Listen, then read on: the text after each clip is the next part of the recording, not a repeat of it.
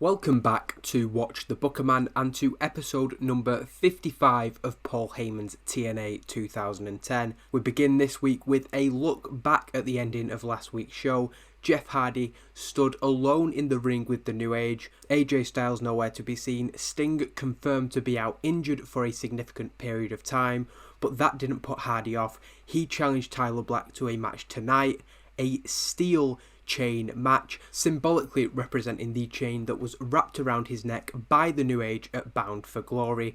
Tyler Black accepted the challenge despite some hesitation from the New Age's leader Jimmy Jacobs, and that match will take place in tonight's main event. Straight out of that we go into a promo further promoting that big match. We want to make it seem like a big deal, and Jimmy Jacobs and Tyler Black are shown in an unknown location cutting a promo about the aforementioned match. Jimmy Jacobs says that Turning Point should have been a warning shot to Jeff Hardy because when Sting went down and Chris Hero covered him, the whole world woke up to the reality of the situation. AJ Styles clearly got the message. That's why he's staying as far away from the impact zone as he possibly can, but somehow Hardy missed it. Last week, Jimmy Jacobs warned him once again. He couldn't have put it in more plain terms. He said what would happen if he continued to try and step in their way, but it didn't get through. Tyler Black then speaks himself, guaranteeing that Jeff Hardy will get the point loud and clear tonight. Well, at least once he wakes up from his blackout. So another straightforward segment, 2 not so great ratings, but we've been through that many times. We are building the New Age up, and tonight is a huge match and a massive chance for Tyler Black to really arrive as a main event competitor. He got that draw with AJ Styles. He was part of the New Age's big win at Turning Point, but this would be even more significant, you'd have to say.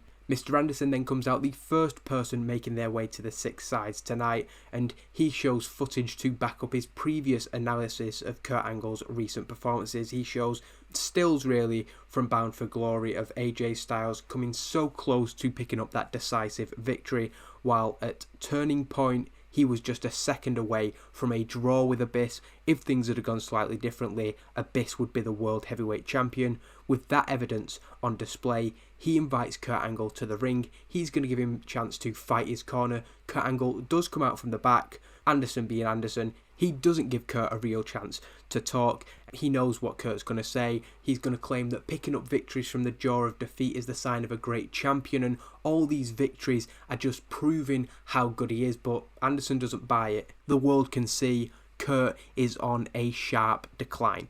It's been a while since he lost, but Anderson is sure that Kurt will be beat again very soon.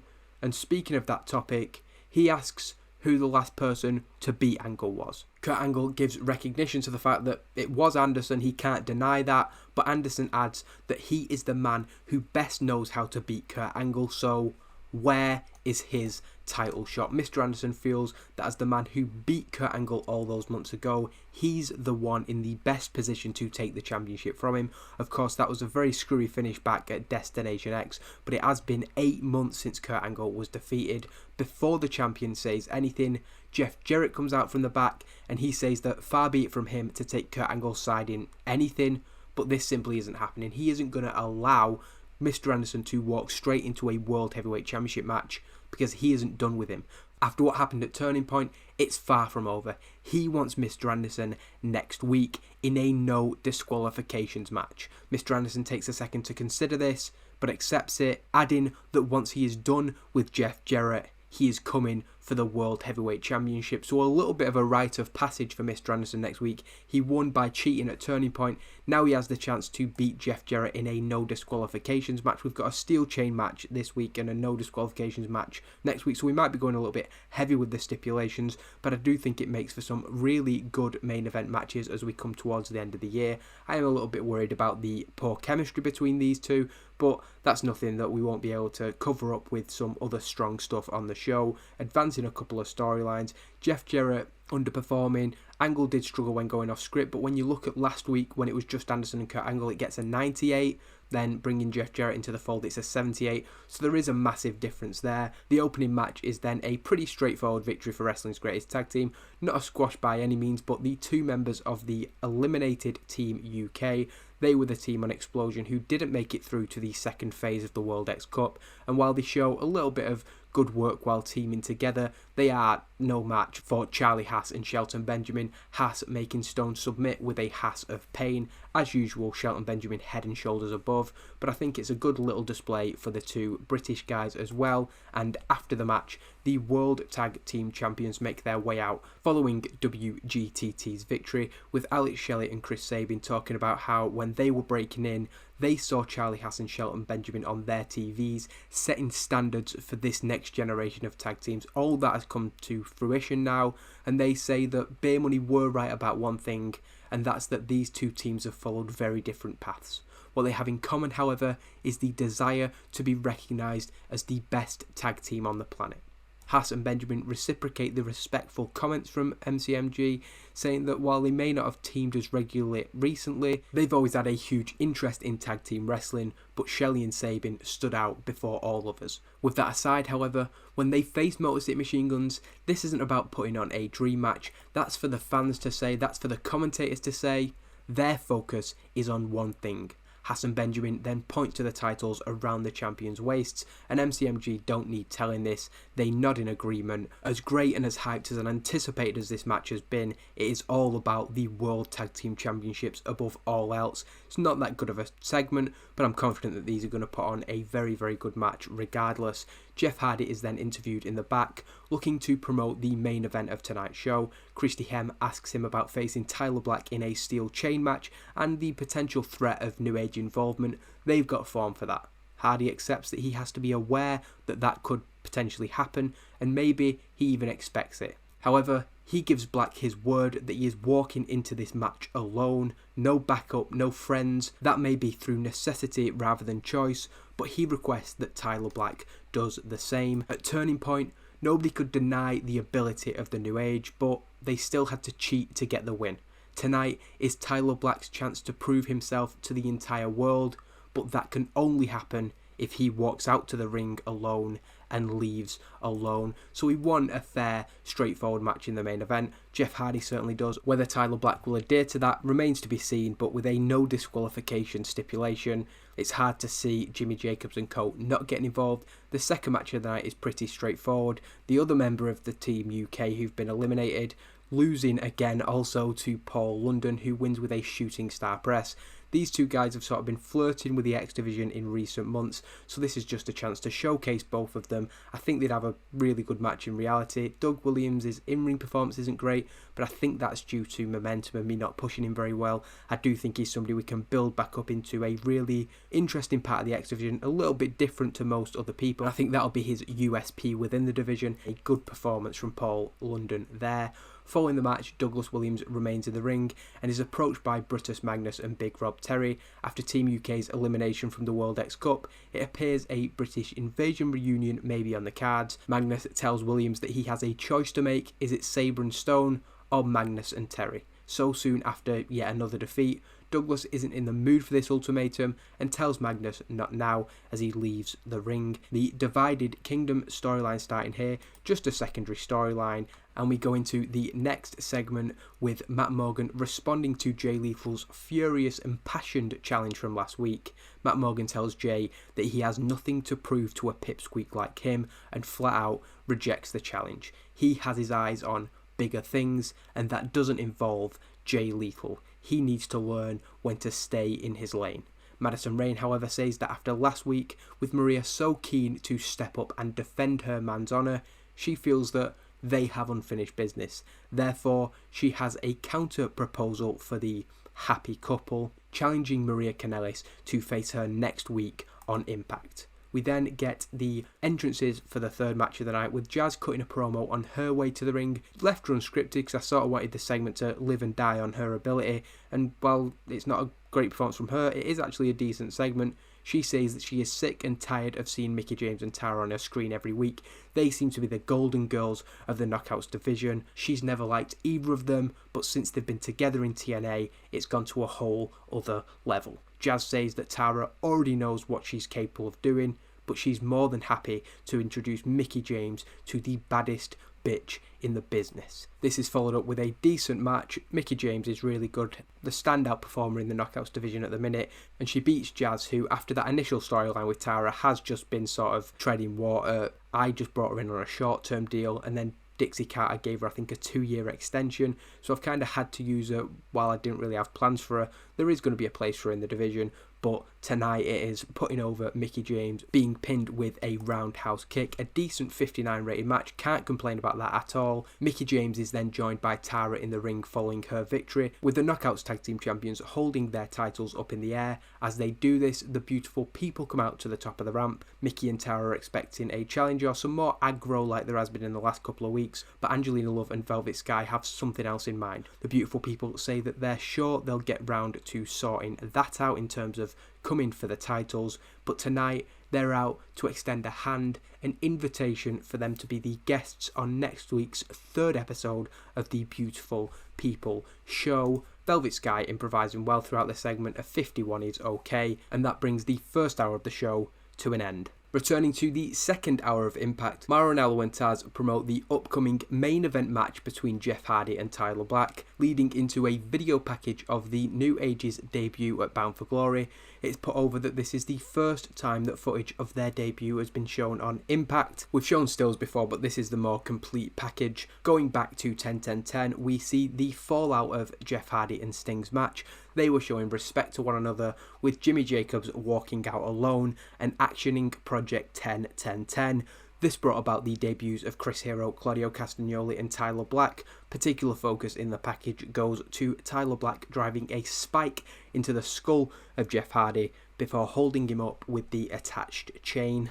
Tonight, the two men will be chained together in a match which promises to bring brutality and violence to the main event of Impact. This is all about revenge for Jeff Hardy for what was done to Sting at Turning Point, what was done to both of them at Bound for Glory, and he gets his hands on Tyler Black in a huge main event. Returning to ringside, Desmond Wolfe has made his way to the Six Sides to address the main event of last week's show. Wolfe says that he speaks for everybody in condemning Bryan Danielson's words from last week. He blames those words for driving Christopher Daniels to take the action that he did. Wolfe says that since coming to TNA, Bryan has been a plague on this company. He can see why he got kicked from his last place. He then looks at his own injured arm, which Bryan was responsible for. Everything since Bryan has come in has gone wrong for Desmond Wolfe essentially. Wolfe calls Bryan out and Danielson comes to the ring but laughs off Wolfe's ridiculous claims. The idea that he's responsible for Daniels leaving the company, he's not buying that. He thinks that Wolfe is talking rubbish. Wolfe wasn't even friends with Daniels. He's just using this to try and get at Bryan, and Danielson finds it frankly laughable. Wolfe is offended by the suggestion that this isn't any of his business. He says that he was great friends with Christopher Daniels. You can look back and see all the times that they had together. Danielson is out of order for that. Wolfe just trying to paint Bryan as a bad guy in any which way that he can. If he wasn't injured, he'd take Bryan down for himself right now, and he'd do it for Christopher Daniels. Luckily for Bryan, Wolfe isn't able to do that, but his opponent tonight, Frankie Kazarian, will be more than capable of getting that job done. Another decent performance, gaining heat to 2 storylines here, and Wolfe doing really, really well. Happy with that segment, and it's just continuing that Desmond Wolfe is furious that Bryan has essentially followed him to TNA, and he's going to do everything he can to turn the locker room, to turn the fans, to turn everybody against him. But when Bryan gets in the ring, it's unlikely that the fans are going to turn him, because he once again puts in a really good performance, even though this match doesn't quite get the chance to get into full speed, as Wolfe gets on the apron a couple of minutes in, trying to distract Bryan. Danielson does do a good job of getting control of the match, but at this point, Desmond Wolfe enters the ring, breaks his sling by straightening out his arm. He does have a cast on still, and he clocks Bryan Danielson in the back of the head when he's not looking, taking him down and causing an intentional disqualification. Kazarian looks a little bit put off by this, but doesn't do anything because, well, he attacked Bryan Danielson a couple of weeks ago. He's just happy to see that guy down, and for a 6-minute match, that's a really good rating for Danielson and Kazarian there.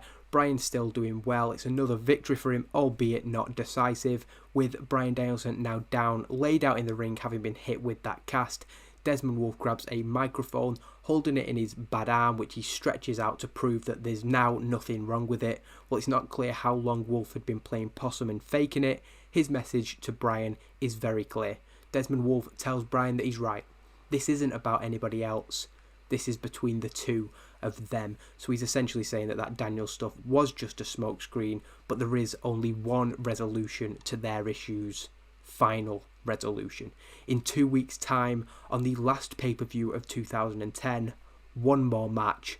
The real test. This is the one that counts. Danielson versus Wolfe for the last time. So almost a certainty that Danielson is going to accept that challenge. Another really good promo from Desmond Wolfe. And having claimed that the Bound for Glory match should be struck from the record, this is the rematch between the two of them that he's been waiting for. We are supposed to have Mauro and Taz both on screen here, but it doesn't really matter, as before the fifth match of the night, they introduce a brief video package looking at the conclusion of Phase 1 of the World X Cup last week, Team UK being eliminated following a dramatic main event match.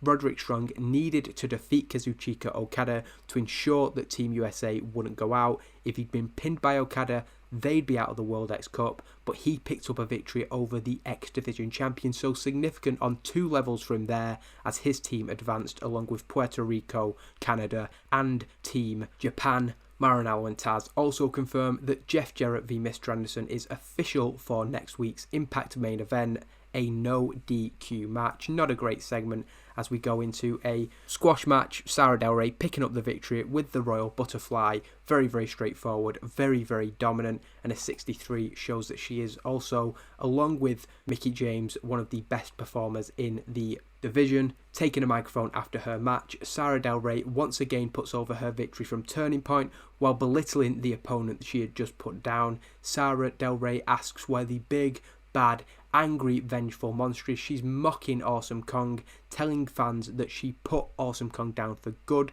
at Turning Point and she's never coming back. From the way that Sara Del Rey is speaking, it's pretty clear that Awesome Kong isn't in the building, otherwise I don't think you'd speak about her like that. Well, there's no sign of Awesome Kong. Her friend and former partner comes out, Hamada, confronting the Knockouts champion. Sara Del Rey doesn't take the threat of Hamada seriously. She's not been pushed as a proper contender recently, so really why would she? While Hamada herself couldn't be more serious. Sara Del Rey goes to leave the ring, but Hamada grabs her on the shoulder before looking to the title that Del Rey won from Awesome Kong. So while Kong isn't here, maybe she has her eyes on becoming the champion. You could say there's an ulterior motive for the confrontation, but we will put it over that she is standing up for the honour of her friend in the process. Hamada getting a new gimmick. I must have spotted a few weeks ago that she had a bad gimmick, and as I want to give her a bit more of a sustained push, that's definitely a very, very good thing to see. As promoted last week, Bobby Lashley addresses the TNA viewers, albeit from his private workout space. He puts over his victory against Samoa Joe at Turning Point, saying that he was listening last week when Kurt Angle said he had someone in mind for his next challenger, so he's got Samoa Joe firmly in the rearview mirror now. He says that he's sure the champion must have been talking about him, but if not, then Kurt better change his mind, and quickly. Bobby Lashley has something in mind himself, and that's the World Heavyweight Championship. He's watching, and he's waiting, and he is going to be ready. He's going to pick the time. He's not in any rush, but he has a guarantee for the TNA viewers. In 2011, Bobby Lashley will become the World Heavyweight Champion, so his intentions couldn't be laid out more simply there. It's a decent promo, albeit losing heat to that. I should have ended that storyline, so it doesn't really matter. I'll end it after this show. But advancing Kurt Angle's next challenger with Lashley, registering an interest and doing a good job of improvising. Following up from that video package we had earlier, the main event is preceded by a look at the actions of the New Age since their arrival at Bound for Glory, with multiple attacks and brawls with members of that assembled TNA Dream Team. The New Age perhaps made their biggest impact on TV when attacking Sting in the rafters before Turning Point. That was followed by the big victory at the pay-per-view, which is clearly the most significant victory that they've had so far, when Chris Hero pinned Sting with a loaded elbow. With Sting now out injured and AJ nowhere to be found, Jeff Hardy has to go it alone. He challenged Tyler Black to a steel chain match last week, and that's the match that we go into.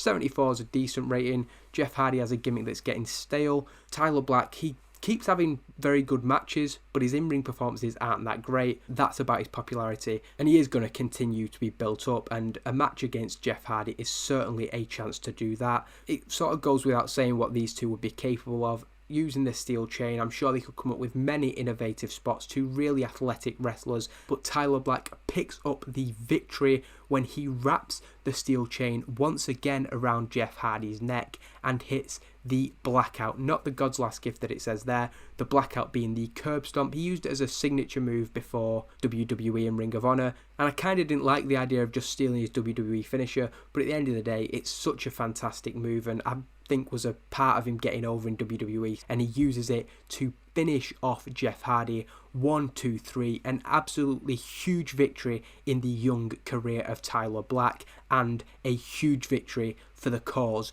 of the New Age. And following that match with great heat and good wrestling, Tyler Black stands over Jeff Hardy in the ring. The charismatic enigma completely out cold following a brutal main event match. We really wanted these two to take everything out of each other, and for Tyler Black to come out cleanly over Jeff Hardy. That was a big question mark over the match, whether Tyler Black could do it on his own, and he didn't need anybody's help, not even Jimmy Jacobs, to pick up the victory. Enjoying his dominance, Tyler Black is not best pleased when the music of AJ Styles hits, with Jeff Hardy vowing to go alone. Styles respected that and waited until after the bell to make his presence known. Quickly, however, the Kings of Wrestling come out. While they may not have been expecting this, they were certainly on standby if it did happen, and they quickly take AJ Styles down. A pretty efficiently effective beatdown from them. Soon after, or really as they came out, Jimmy Jacobs also came out, while Tyler Black had fulfilled Jeff Hardy's request to face him one-on-one.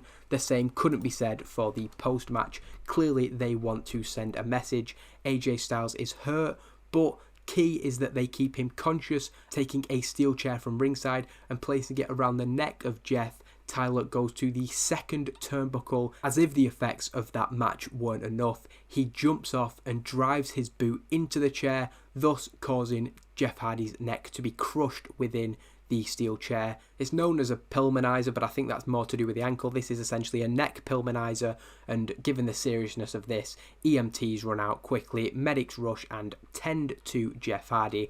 AJ Styles, like I said, is forced to watch. He tries to get free, but he cannot escape Chris Hero and Claudio Castagnoli, and Jeff Hardy is stretchered out. A somber ending to the show. We really want the commentators to put over what a significant moment this is. AJ Styles looking excellent. Unfortunately, the Kings of Wrestling underperforming, but that's again due to their overness. Hammered that home enough. Hopefully in the next episode I don't have to mention that once. A 71 rating and a 75.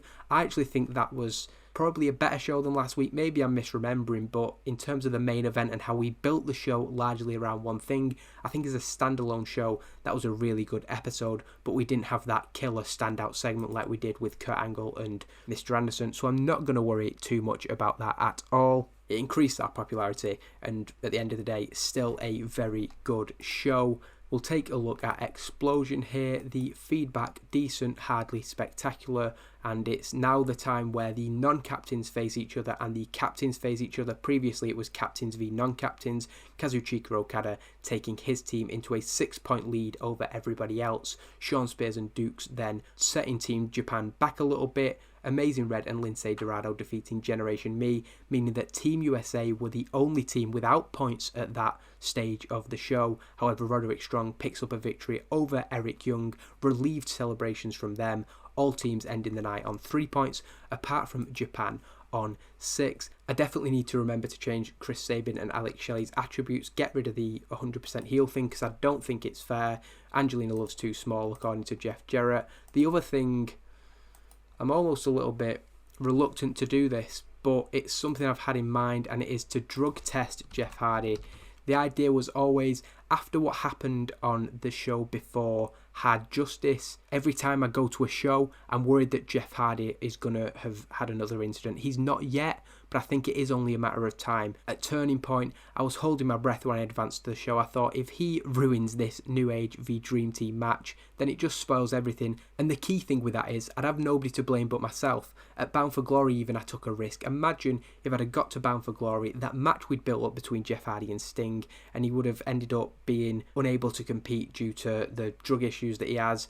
I just think that basically I have to now do whatever I can so that if anything happens in the future, I cover my back. So we are going to comprehensively test Jeff Hardy for drugs, and we do have a decision, so that makes me think that there has been an issue here. A hard drug user, I'm not going to fire or suspend him. We are sending Jeff Hardy to rehab, so that big injury angle was so that we could write Jeff Hardy out of TV. People might not like to see one of our biggest stars sent away for what could be up to 9 months, I think. Essentially, I can't build anything with Jeff Hardy because there is the risk that it could come back to bite us, and by him actually being identified there as a hard drug user, I think that it's the right decision.